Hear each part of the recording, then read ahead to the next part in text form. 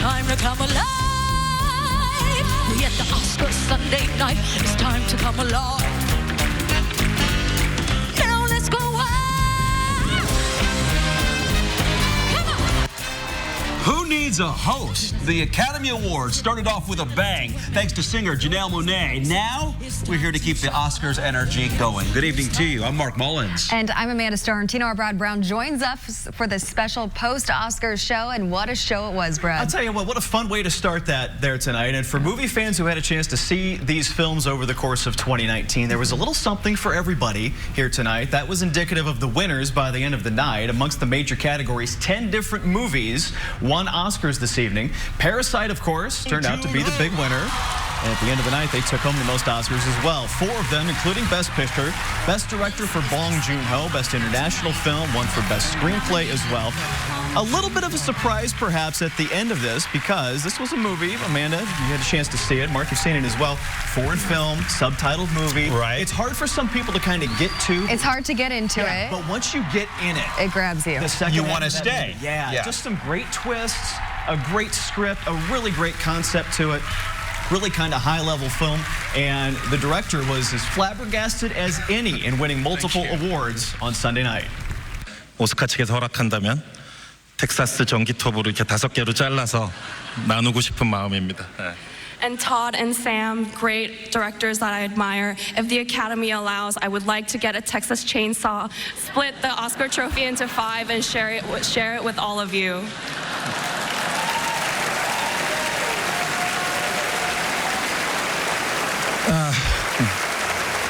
Thank you. I will drink until next morning. Thank you.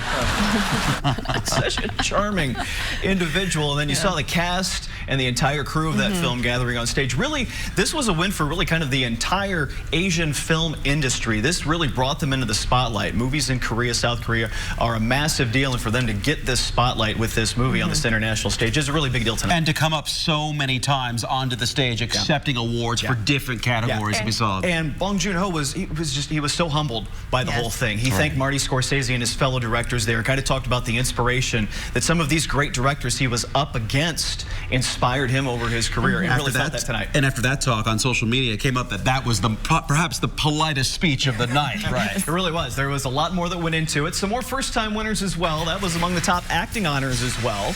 Brad Pitt won his first acting honor for his supporting role in Once Upon a Time in Hollywood.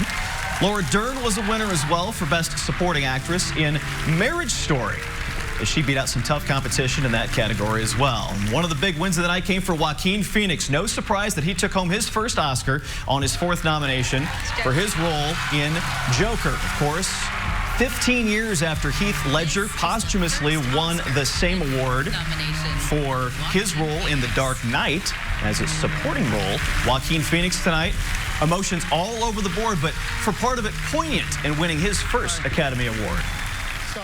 We fear the idea of personal change because we think that we have to sacrifice something to give something up. But human beings at our best are so inventive and creative and ingenious. And I think that when we use love and compassion as our guiding principles, we can create, develop, and implement systems of change that are beneficial to all sentient beings and to the environment. Some great words there, but some comedy to go with it tonight as well. This was fun. This got you laughing. Maya Rudolph, Kristen Wiig, of course, a pair of Saturday Night Live alumni. And an encore of sorts. Yeah, they've been together on stage so many times. Kristen Wiig got nominated for the screenplay for Bridesmaids. She's actually an Oscar nominee. They've been nominated for multiple Emmys, multiple Golden Globes. How about hosting the Oscars at some point? I think they deserve it at this point. Last year, it was great. What a great duo they would be, and I look forward to seeing them on the Oscar stage. Don't be surprised if their name comes up in conversation for 2021. We saw the music at the top of the show with Janelle Monáe tonight. Superstars all over the musical stage here this evening. That included a spectacular performance from Tony Award winner Idina Menzel. She performed with 10 Elsas from international versions of Frozen 2. They've actually dubbed that movie into 45 languages. Wow. They all came together. That was beautiful. Another Tony Award winner, Cynthia Erivo. Just a beautiful song, Stand Up, from the Oscar-nominated movie Harriet. It's outstanding. And then Elton John, the music superstar, taking the stage to perform his new song from Rocket Man. Elton won an Oscar 25 years ago for Can You Feel the Love Tonight from Lion King.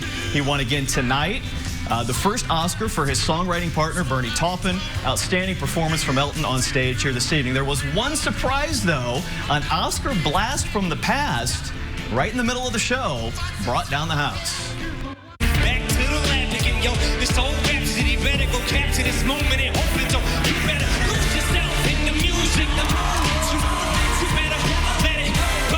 Huh?